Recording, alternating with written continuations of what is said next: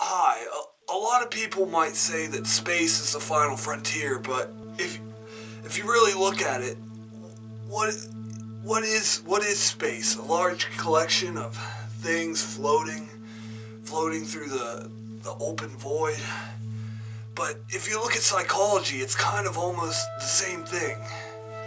Here's a human brain, loaded with tons of synapses, neurons, memories, and yet as a psychologist, the most important thing is that you step back and you say, how do we understand what's really going on behind the scenes?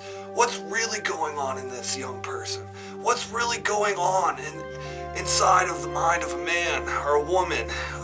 Where does it all begin? Where does it end? If you ask me, one human brain is probably about as dense than the entire cosmos in one go. Namaste. I'm philosopher Broham. I'm a self-appointed self-help guru. I like to study Freud, Skinner, Jung, the collective consciousness, the firing of neurons, going synapses for connecting us with our ancestors from the past. You know, when I'm involved in engaged listening with my clients, we're making so many connections, like it's just me and them. We're just active on another plane of existence, like another reality. It's like the brain is a computer and it's just processing terabytes at milliseconds. It's like...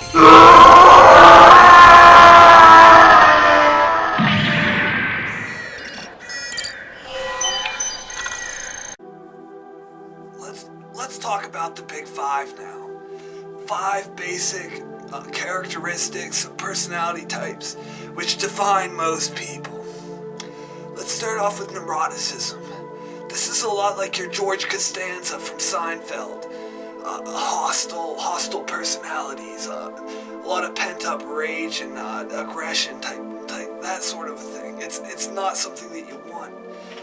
Next we have conscientiousness. This is like, how good are you at showing up on time, and how well can you manage your time? Are you clean? Are you neat? Your openness to experience.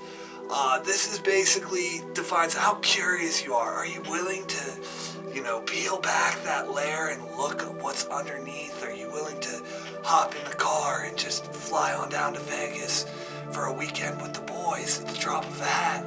Hey, I've done that before. It's a pretty good time. Next we have extroversion. This would be how outgoing you are. Are you willing to meet new people? Go on down and say, hey, what's up? And just connect with people and just interact in social environments well. This is actually a good thing to have typically. Lastly, we have agreeableness. How flexible are you? How open are you to trying new things and taking on different ideas? Now it's time to talk about Freud's psychosexual stages. They're an interesting way to look at things, but a lot of people speculate that he projected a lot of his own problems on it. From the age of 0 to 1, what you have is the oral phase, when the 0 to 1 year old is chewing on things, nibbling on things. And if you don't get past that stage, you're going to have weird hang-ups about maybe you're a smoker, you like to chew gum. Next is my personal favorite stage, the anal phase, and it deals with potty training. I personally have gone through this a lot, and as a very young child, I ended up smearing a lot of feces and expressing myself through the waist. It was actually a pretty big problem for me, but it isn't anymore. I'll tell you that much. Next, you have the phallic phase, which is when you're goofing around with your genitals and whatnot. That's from the age of 4 to 5. It's pretty much everybody probably has it. Then you have the latency period from 6 to 12, and it doesn't really have anything to do with anything. You're just kind of latent.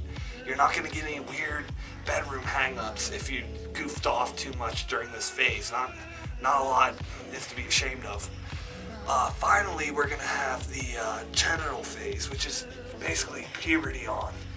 And that's when you start thinking about bedroom things.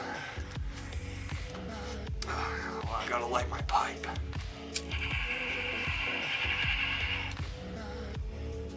Now it's time to talk about something special. Gender. Back in the day, well actually in general, you'll find that a lot of people confuse gender with sex, but they're not equal. First off, you have intersex, then you have a boy and a girl. But what about in the real world? We don't fit right into these categories. Some people might be in the middle, some people might be over here, others might be over there, other people might not be either at all. So at the end of the day, just like sexuality in Kinsey's study, we as a people are very hard to put into boxes when it comes to our self-identities, our units, our packages, and most of all, our self-identity. Probably the biggest problem with mental health in general is just the stigma of it. I mean, here we have these people with these disorders, schizophrenia, bipolar, depression, and instead of just like going out saying, hey, I need help, throwing themselves at the altar of the greats, Jung, Skinner, Freud. Instead of doing that, we have these young people going out and committing crimes and ending up in jails.